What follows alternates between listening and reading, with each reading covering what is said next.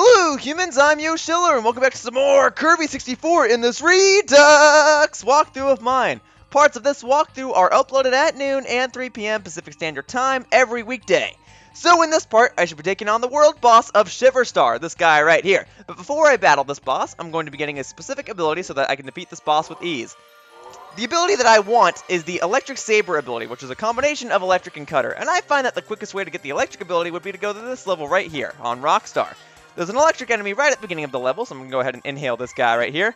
And then the quickest way to get the Cutter ability would be to go back to Popstar and go to the first level, honestly. Now, I know that I use the Electric Saber ability a lot, but it is my favorite, and I do find it to be extremely useful, especially with this upcoming boss. This upcoming boss is extremely easy to defeat if you do have an ability, but extremely... Oh! Gosh darn! Alright, I gotta go back and get another electric ability. Ugh. As I was saying, I find that this boss is extremely easy to defeat if you have a copy ability, but extremely hard to defeat if you don't have one. Now let me go ahead and combine you guys. There we go. Now I've got my Electric Saber! But let's save that power for this boss. So most people would think that the boss of a snow-themed world would be like a giant snowman or an evil snowflake or something, right? Well, to add with this dark, ominous tone of this world, the boss of this planet is an evil robot trying to kill you! Yeah!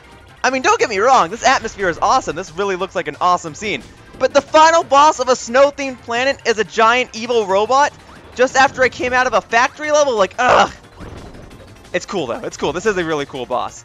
Now, this boss can only be hurt if you attack the blue parts on its arms. It is quite hard to actually land hits on this boss if you don't have a copy ability, but if you do, it is quite easy. This boss is not one of the harder ones in this game. However, it does have two phases. This phase is now over. Now it's going to come onto my part of the field, and it's going to try and attack me. Now I'm on a forever, endless running segment in which I have to keep attacking this black part on the robot right here. If I don't hit the black part, then I cannot deal damage. I'll also want to be on the move, because sometimes this boss will go up into the air, start falling down, and if it lands on me, it is quite painful. So I advise moving to the back of the stage, waiting for it to go, and then you run underneath it, because if you're underneath it, it can't exactly hurt you in this state. Now, I think it's just 2 more hits. No, way more than 2 more hits. Now it's like 2 more hits. One more hit. There we go! This boss is defeated! And that, humans, is the dark planet of Shiver Star. And here is the final crystal shard of this world. Woohoo! Alright, guys. Shiver Star has been completed. Let's get out of this creepy place. Woo! All crystal shards obtained! Now let's see what new challenges lie ahead.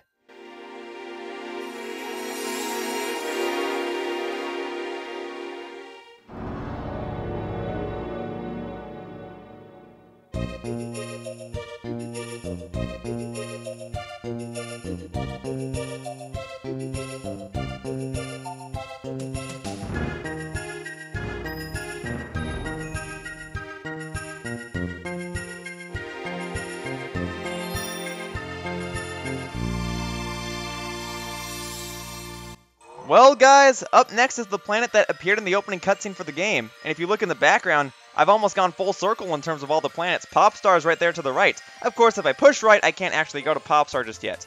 But for now, that wraps up this part of my Kirby 64 Redux walkthrough, and I'd like to thank you all for watching. See you all next time, the next part when I take on the first level of this planet right here, Ripple Star. Bye-bye, humans.